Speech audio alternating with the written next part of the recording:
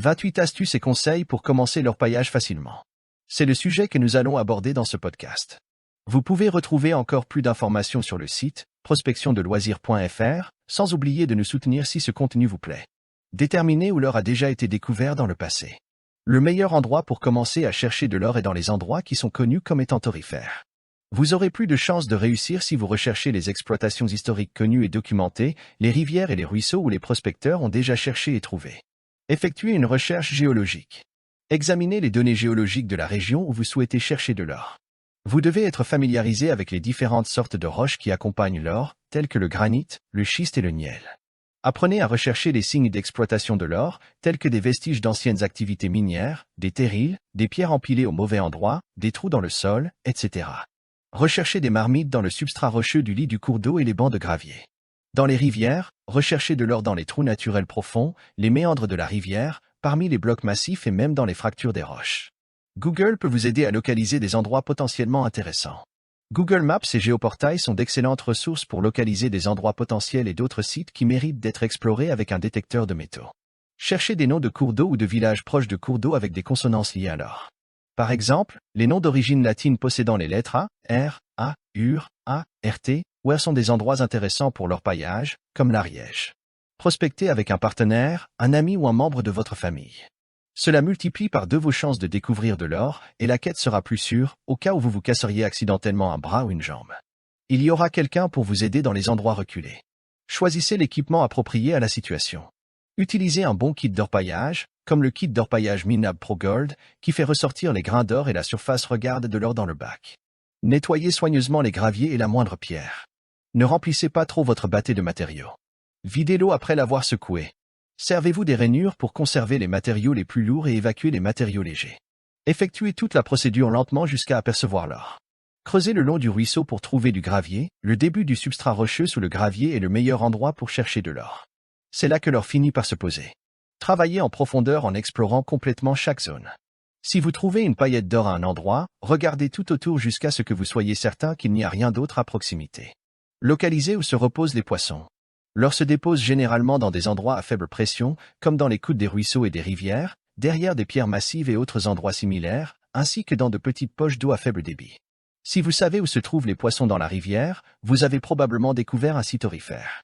Tenez compte des crues de la rivière, il vaut parfois la peine de chercher de l'or dans toute la plaine inondable, plutôt que sur les berges de la rivière, car l'or peut être déposé par l'eau assez loin pendant une inondation. L'utilisation d'un détecteur de métaux spécifique. Le GPX 4500 est un détecteur à impulsion polyvalent, le Minlab est 200% plus léger, étanche et sensible aux petites pépites d'or, le Minlab GPZ 7000 détecte plus profondément que tout autre détecteur, et le Minlab Gold Monster 1000 est simple et puissant.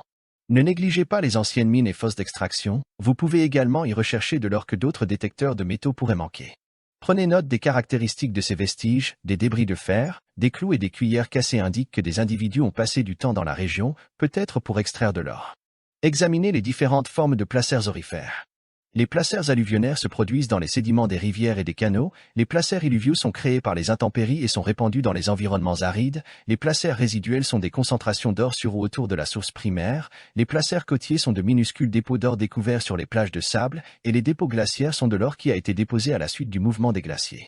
Recherchez les anciens lits qui sont les vestiges d'un ancien lit de ruisseaux et de rivières aurifères.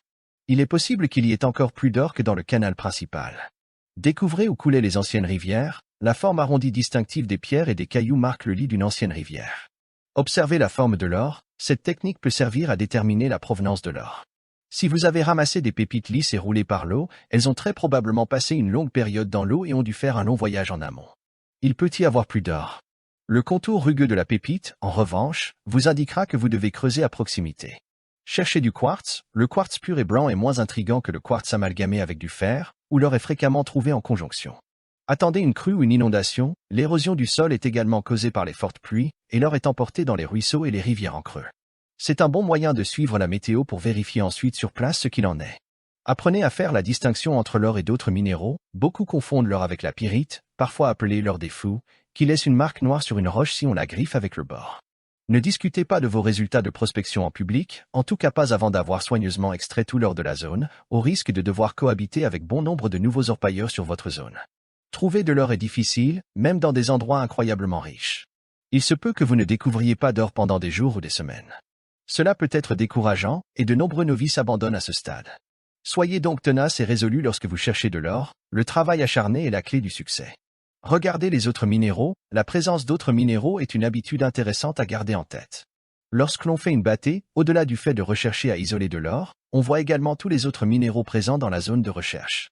Cela nous aide donc à comprendre tout l'environnement géologique de la zone. De plus, certains de ces minéraux, comme les saphirs ou les grenats, se retrouvent souvent sous forme de débris alluvionnaires et demeurent tout de même des pierres semi-précieuses.